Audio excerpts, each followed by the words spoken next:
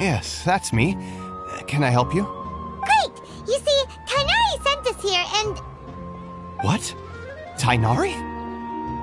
Please, there's no need to say anything, really. Sure, I admit that the article I published last month wasn't my best work, and maybe the data didn't produce the most convincing results, but... Here! This is a letter from Tighnari! Oh, let me see. Oh! Ooh, what a relief. You two nearly scared the life out of me. So, you two just have some questions for me? Seems even Tighnari acknowledges my innate ability for procuring information. So, what is it you two would like to know? We want to meet with Lesser Lord Kusanali. Do you know a way we can do that? You mean you want to meet the Dendro Archon herself? This isn't exactly my area of expertise, but let me see what I can find in the Akasha.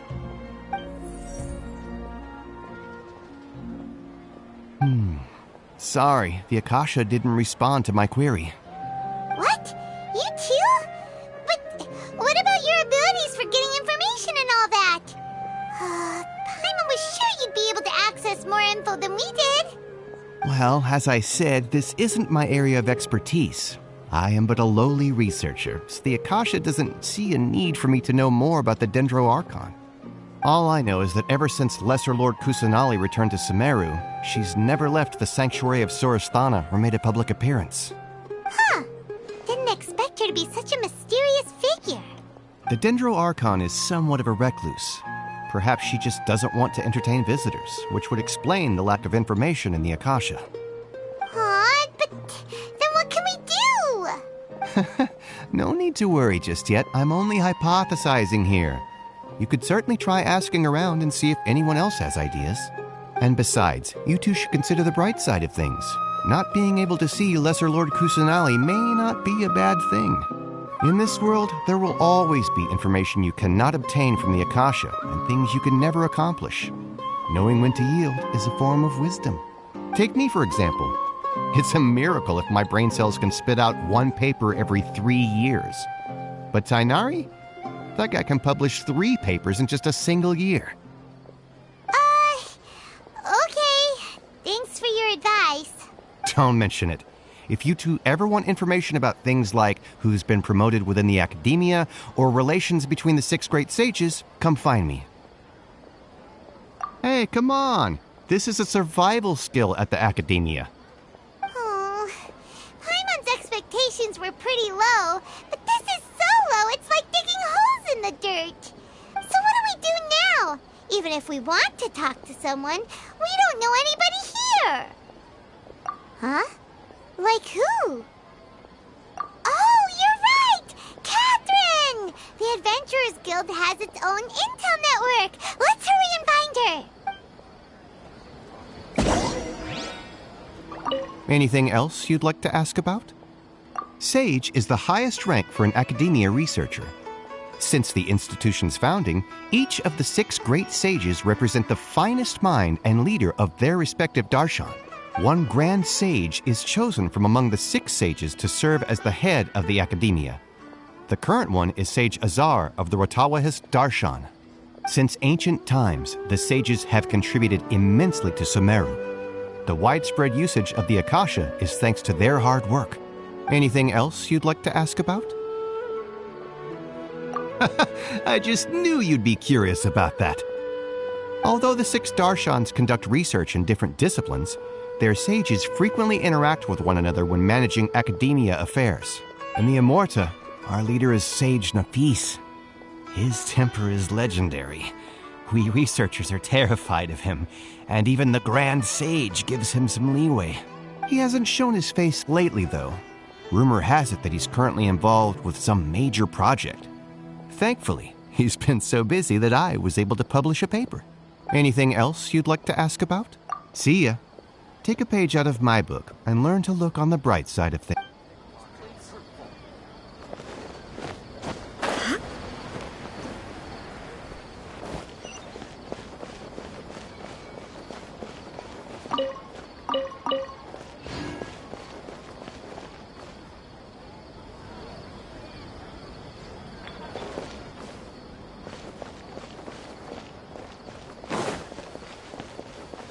for pickpockets. How can my own brother say something?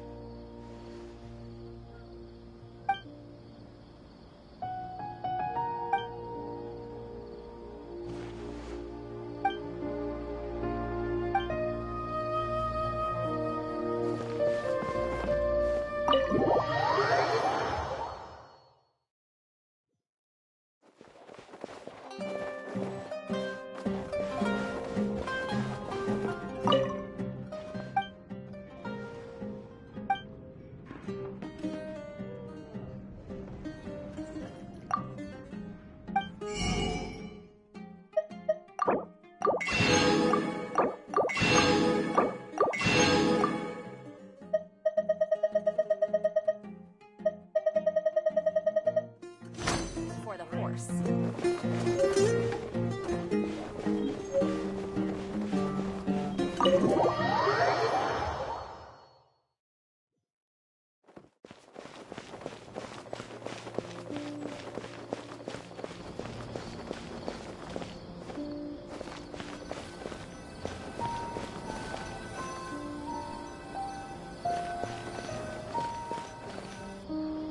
Ad Astra Abyssosk. Hello, Traveler and Paimon. Catherine, we need your help with something. Understood. The Adventurers Guild is always ready to serve you. With what do you require assistance? We want to meet with Lesser Lord Kusanali. Do you know a way we can do that? You two wish to meet with Sumeru's Archon. Understood. Please wait.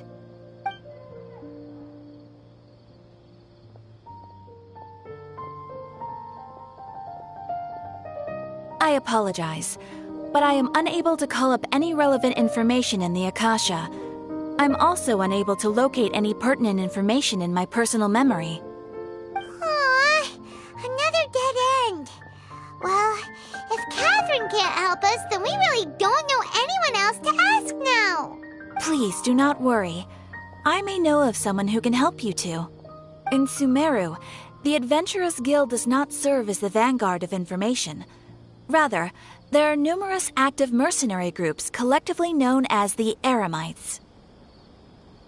They take on various contracts and work all across Sumeru, so they naturally accrue intelligence. An Eremite brigade called the Corps of 30 is in charge of Sumeru City's defenses.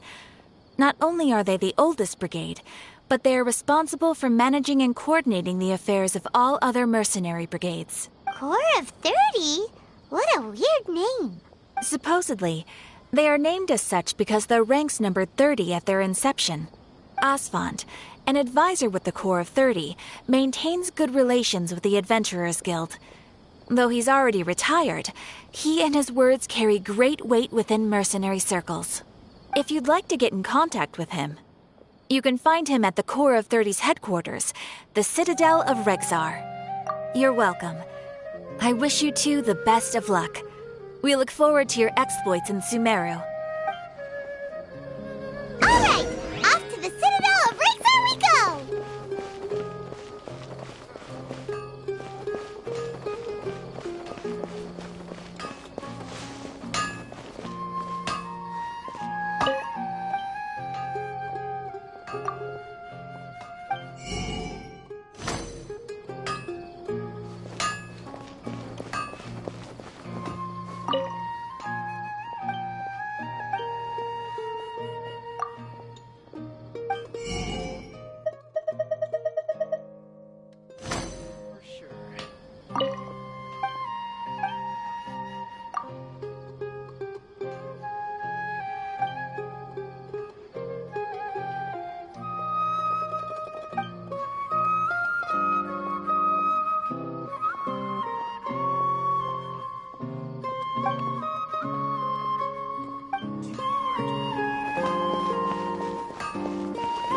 These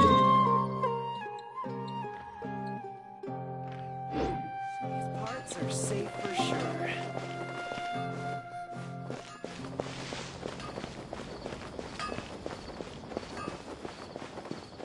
Trust me. Just take my...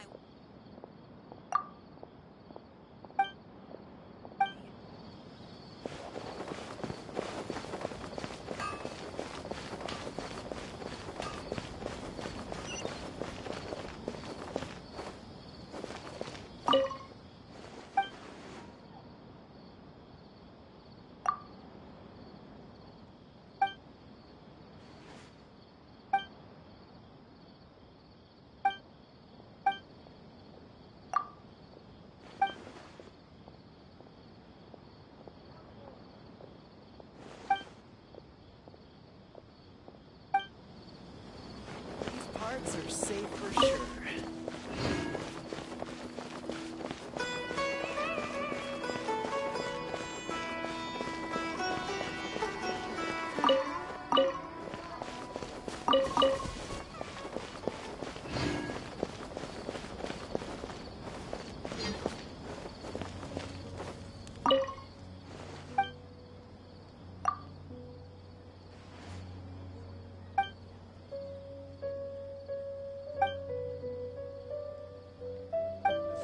Is there a new request from the Academia? Rephrase the request.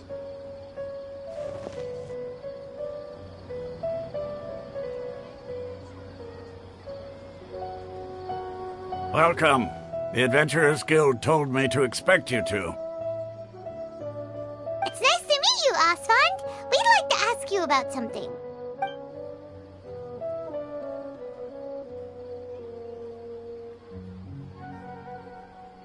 I see. So, Catherine's the one who sent you this way. Ha! It's true that the Eremites network is vast, but even I can't help you meet the Dendro Archon. Wait, seriously? That's it? Afraid so. The Eremites aren't terribly religious, so we don't know much about divinities. As far as the Akasha goes, we can access even less than you. We originally came from the desert. The gods there died off long ago. Since those days, we've used our own two hands to carve out a living. We don't beg gods for their aid. It isn't just us, though. If you ask me, I think most in Sumeru aren't interested in Lesser Lord Kusanali. Oh? Why's that? Just take the Academia, for example. They're the ones who truly rule Sumeru. Although they believe in gods, most of them only care for the late Greater Lord Rukkhadevata. In their eyes, she was the one who founded Sumeru and gifted us with the Akasha. Lesser Lord Kusanali just happened to inherit her legacy. Because of the Academia's influence, most citizens are more familiar with Greater Lord Rukkhadevata and hold her in greater esteem. Not to mention that Lesser Lord Kusanali never makes an appearance, and the Academia never announces anything about her. As far as the people of Sumeru are concerned, she's just a god that exists. And that's all. Really? Aw. After hearing all of that, Paimon sort of feels bad for Lesser Lord Kusanali. Ha! But who knows? We're all just guessing when it comes down to it. Besides, I'm sure the God of Wisdom doesn't worry about her reputation among people like us. All right. Well, thanks for the info, Osfond. No problem. Always happy to help out the Adventurers Guild.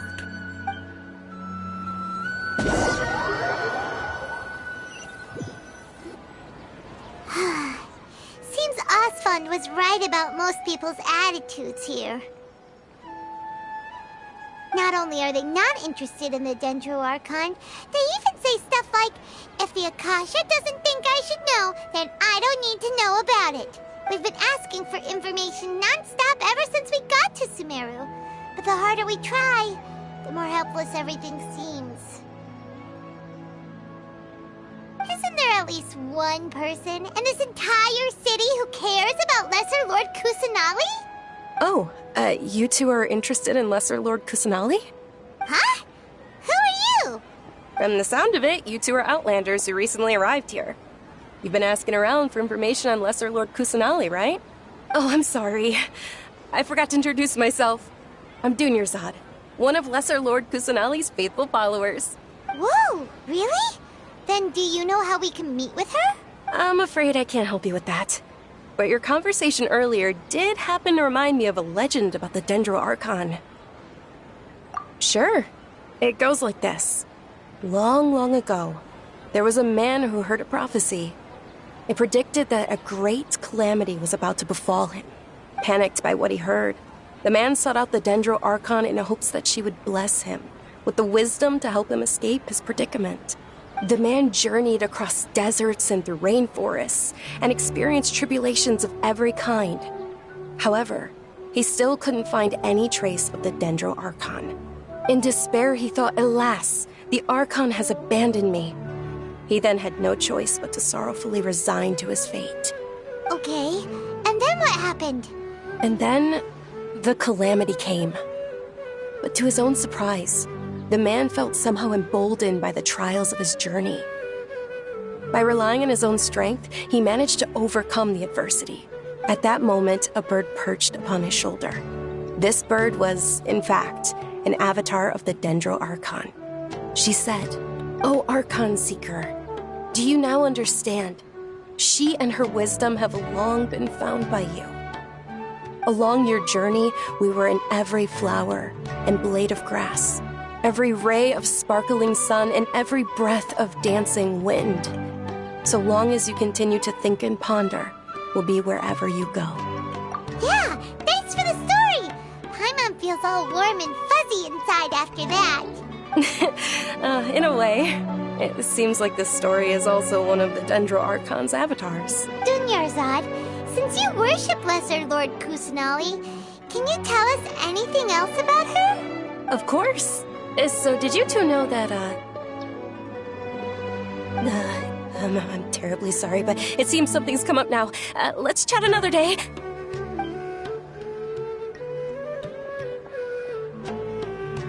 Hey, wait! What the heck just happened? It looks like they're searching for someone.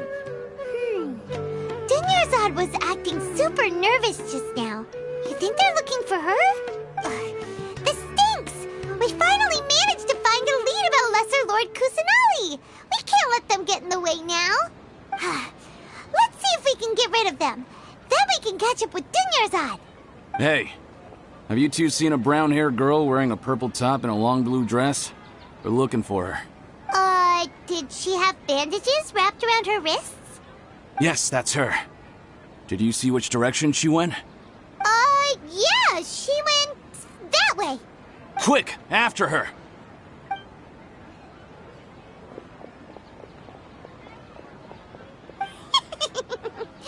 That should keep him busy for a while. Let's hurry and find Dunyarzad. Working.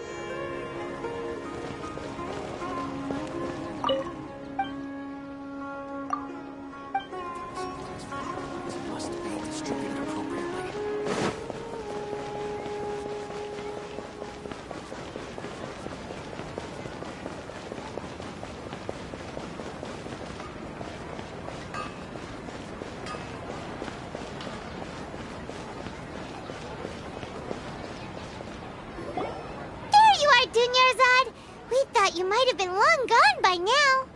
Oh, it's you two. Oh, you startled me there. You can relax now. We threw those people looking for you off the trail. Really? Thank you so much. Unfortunately, I believe there's still more of them out there looking for me. Uh-oh, looks like there are some coming this way. Huh? More of them? Then what are we standing here for? Run! No, wait, my body isn't in the best shape. It's difficult for me to run. Okay, sounds good. There's a tavern on the other side of the port we can go to. They probably wouldn't expect me to hide in a place like that. All right, let's move out. Stay behind us. We'll keep an eye out for anyone looking for you.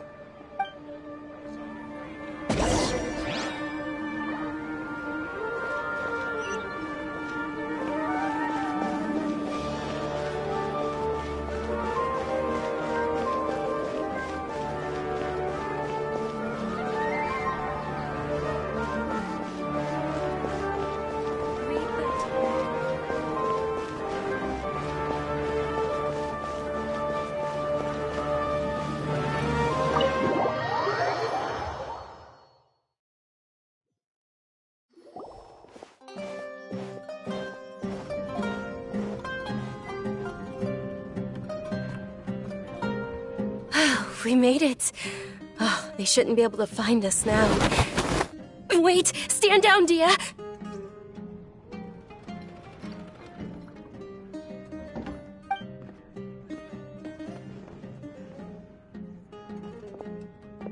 My lady, who are these two? They're travelers that I met on the street just a moment ago. They happened to notice that you were all searching for me, so they helped me hide. I see. In that case, you two should scram. There's nothing here for you. Wait a sec! Who the heck are you? And why are you shooing us away?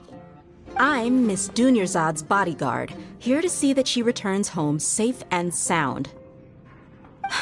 My lady, let's get going. You've been gone for so long that your parents are worrying themselves sick. And if I refuse to go with you? It'd be easier for the both of us if you cooperated. But if you insist on not going, then I'll have to carry you like a sack of potatoes. Hey! Dunyarzad already said she doesn't want to go back. Why are you still pushing her? Stay out of this. You don't understand the situation. Sorry, my lady. Even though I'm your bodyguard, your parents are my employers. I have to answer to them. How much? Wait, what? How much more do I have to pay you to become your employer? So you never listen to my parents ever again. Double? A triple?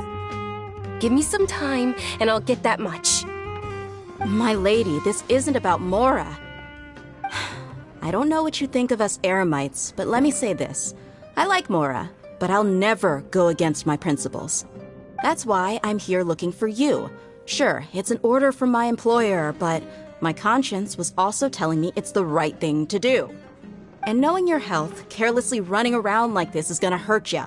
For the sake of those who love you, don't be stubborn. No, you're wrong. I'm aware of my limits and I know what I'm doing. Honestly, the only people being stubborn right now are my parents. And I know perfectly well that it makes no difference if I'm at home or not. They still won't accept reality. And every time I bring this up, they just change the subject. Dia, you've been living with us a long time already. This should be old news to you.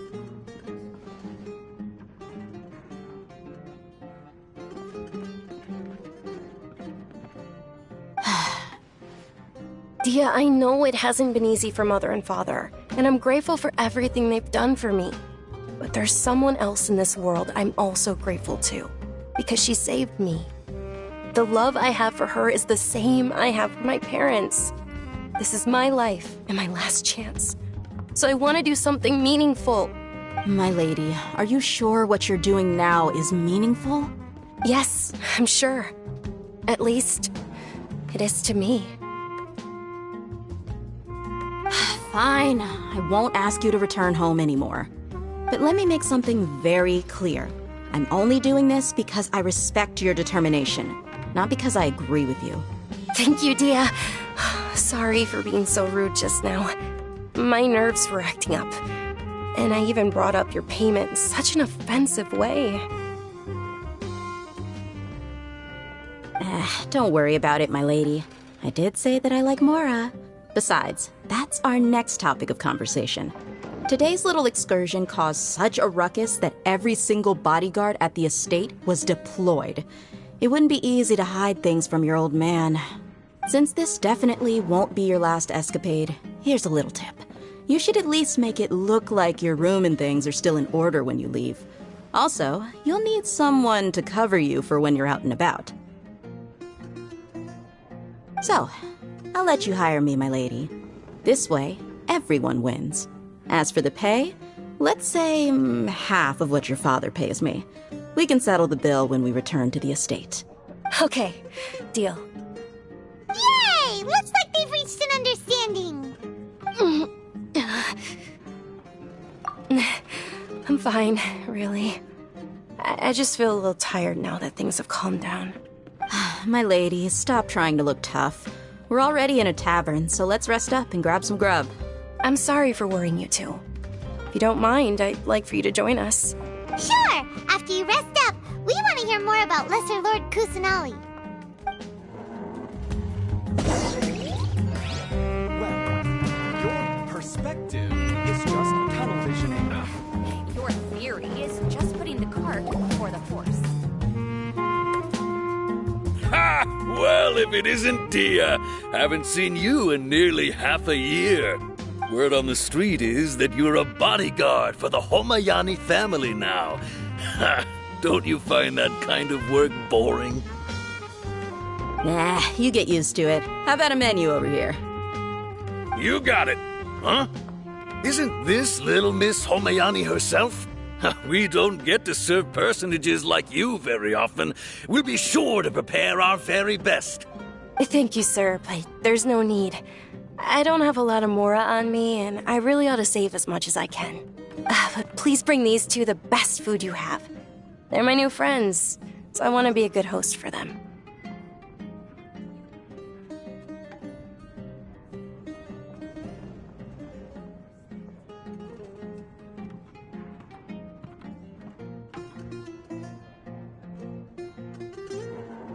Wait, we're paying for ourselves now?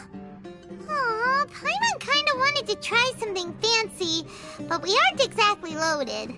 Guess Paimon will settle for something ordinary.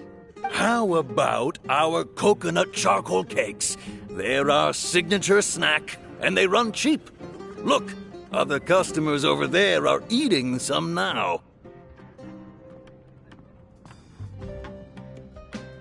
They look kind of burnt and dry. Paimon will pass.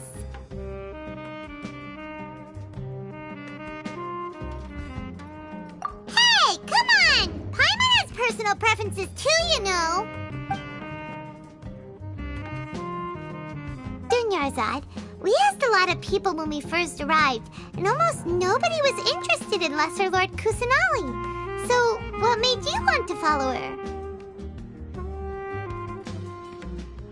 Well, remember when you asked me if I knew how to meet the Dendro Archon? Even though I don't know how, I think I've actually seen her before. Huh? Really?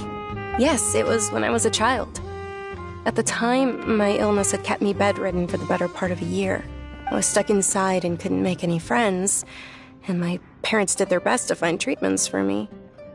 But even then, the Akasha didn't have any helpful information. My younger self no longer had any hopes or dreams. One flare-up was so bad that I was in a semi-conscious state for several days.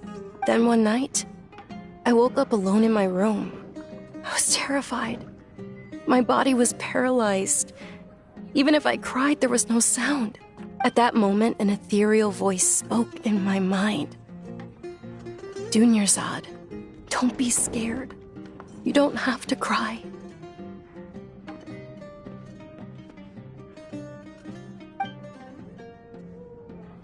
Dunyarzad, don't be scared. You don't have to cry. Who are you? How do you know my name? How do I explain this.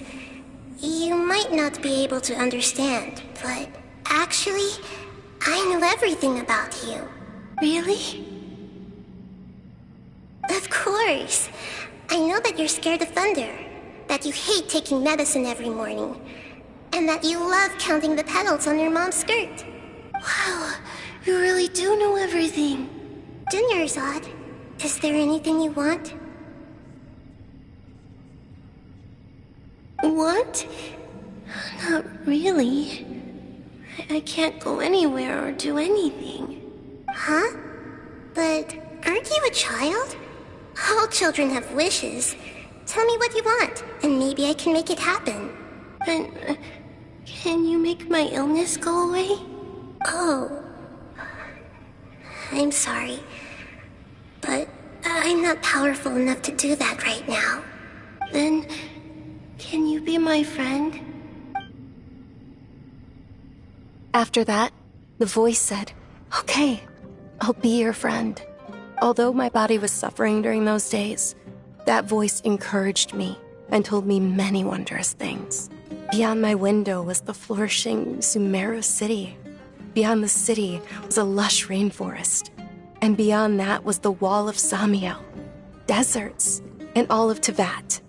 Once I finally made it through that bout of illness, I couldn't hear that voice anymore. I told my mother about it, but she said that I must have been dreaming.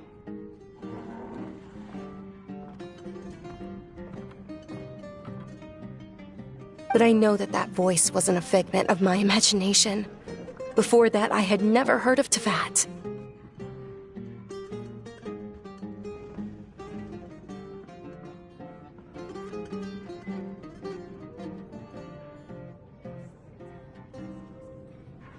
Yes, for sure. If it weren't for that voice, I would have never grown curious about the outside world, nor would I have learned how to read and enjoy so many books. That voice sparked a desire for wisdom. It had to have been the Dendro Archon. I've been hoping for a chance to repay her kindness. In fact, I was running around today to help prepare the Sub-Zerus festival for her. What's the Sub-Zerus festival? It's Lesser Lord Kusanali's birthday, which was the day that she was found by the sages. It's actually an old holiday that originally celebrated Greater Lord Rukkhadevata's birthday. When she passed away, the holiday eventually became a celebration of the Lesser Lord's birthday.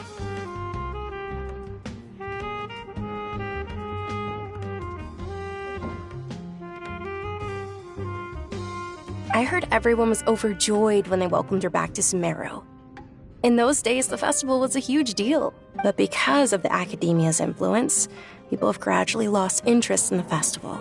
The Academia actively participates in Sumeru's many holidays dedicated to Greater Lord Rukkhadevata. But when it comes to the Sub-Zerus festival, forget any funding. They practically act like it doesn't exist. Maybe they see Lesser Lord Kusanali's birth as confirmation of Greater Lord Rukkhadevata's death, so they're reluctant to celebrate it. Aw, but that's awful. It is. It's absolutely terrible. Sure, the Greater Lord founded Sumeru, but hasn't Lesser Lord Kusanali been the one quietly protecting us for the past few hundred years? Just remember that we're still out in public.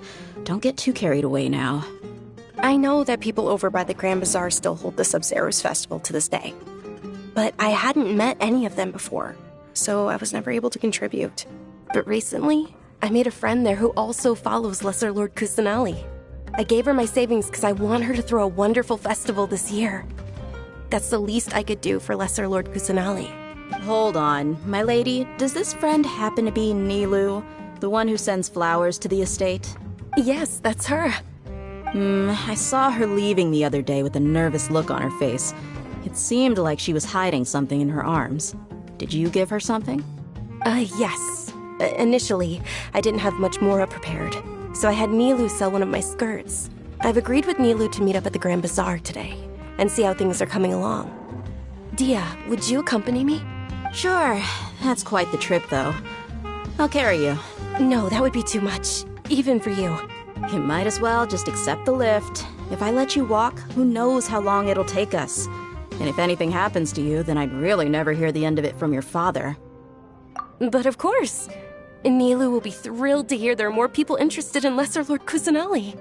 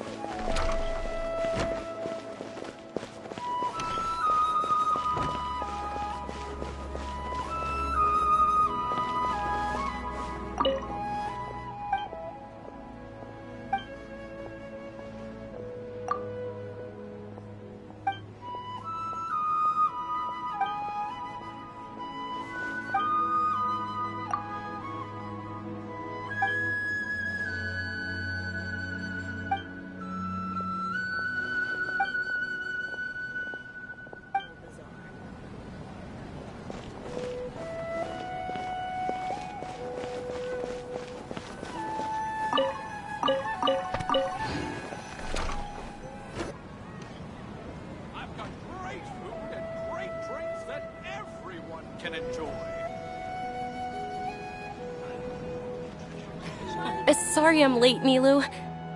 Oh, Dunyarzad. It was taking you so long that I assumed you got trapped at home, but you made it in the end. Uh-oh. But if Dia's here, that means you got caught, right?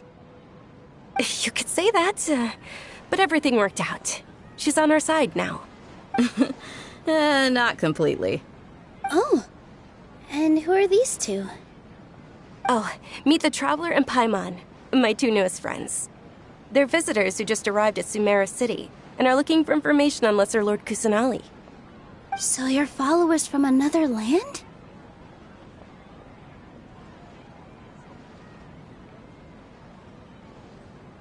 Oh, really? Well, that's okay. You're still invited to the Sabzeruz Festival. By the way, Dunyarzad, we've already started decorating the Grand Bazaar. It looks spectacular, thanks to your generous contribution. You're very welcome. It's the only thing I could do. Do you still have enough Mora? Probably? But don't sweat it. We've already finished renovating the stage. Come on, I'll show you.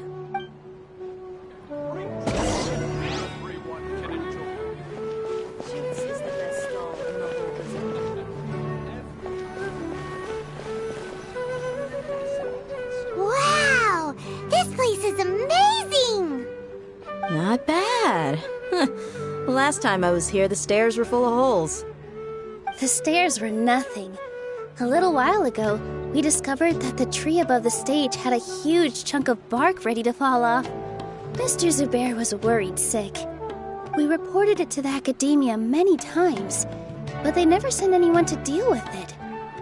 We didn't want anything bad happening, so we were going to cancel all the stage performances. Oh, probably because it was the theater asking. The academia looks down on performers like us. They probably think it would be best if the theater closed down completely. We can't let that happen, though. Not only would everyone involved in the theater go hungry, but then we wouldn't be able to hold the Sabzeruz Festival anymore.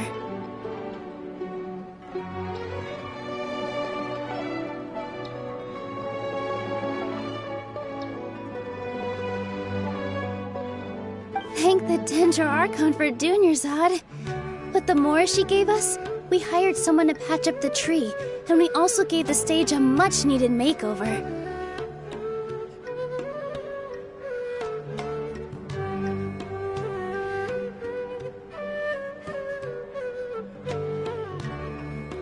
The stage is going to be even prettier when it's festival time.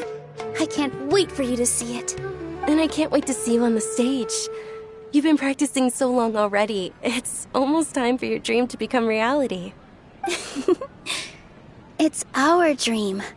I'll do my best for the two of us. Nilou, what are you gonna be doing at the festival? She'll be dancing the dance of Sabzeruz, the most important performance at the Sabzeruz festival. Dunyarzad, have you told him the origin of this holiday? I only told them about the Greater Lord and Lesser Lord so far. Okay. Then I'll tell you two about how this holiday came to be. According to legend, the Sabzeruz festival was originally the Goddess of Flowers' birthday celebration for the Greater Lord. A long, long time ago, on one of Greater Lord Rukkhadevata's birthdays, her friends threw her a celebratory banquet. Some of the gods got drunk. One started playing music, and the Greater Lord started singing, so the Goddess of Flowers began to dance. As she danced upon the grass, countless beautiful parisaras began to bloom wherever she stepped. Those brilliant purple flowers became her dazzling stage. All the gods clamored, "Oh, if only time could stop at this very moment." Of course they did.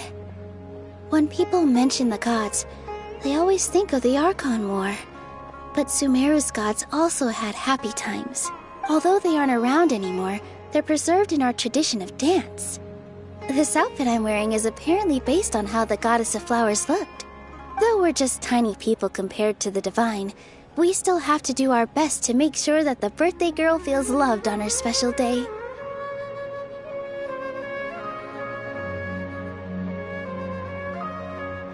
Nilou, you of all people will definitely be able to convey our well wishes to the Dendro Archon.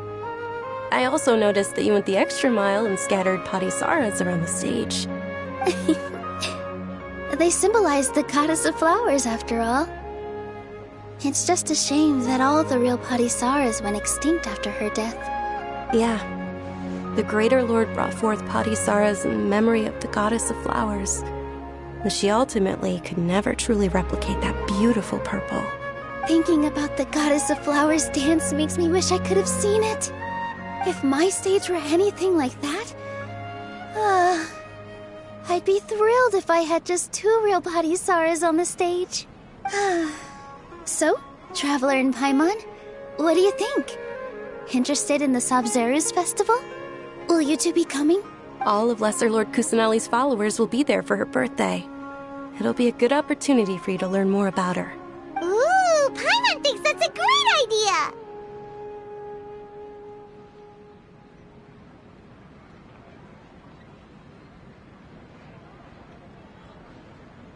Of course Paimon wants to watch. Those two things aren't mutually exclusive, you know.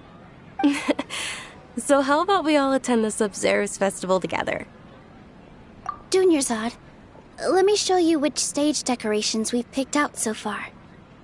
Traveler and Paimon, if that doesn't sound interesting to you, then feel free to explore the area.